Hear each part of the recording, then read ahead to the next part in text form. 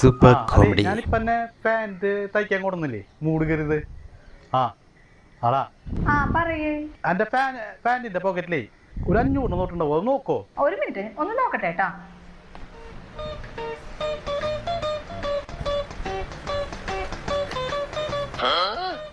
രണ്ടെണ്ണുണ്ടല്ലേ.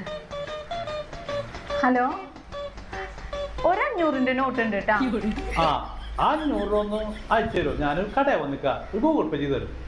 ഇപ്പൊ ചെയ്തരാട്ടാ. അമ്പടി കള്ളി. മോനെ ശ്രീകുട്ട, എന്തമ്മ? അതെ 500 രൂപയുണ്ട്. മോനെ ഇഷ്ടമുള്ളത് കഴിക്കാൻ മേടിക്കണം.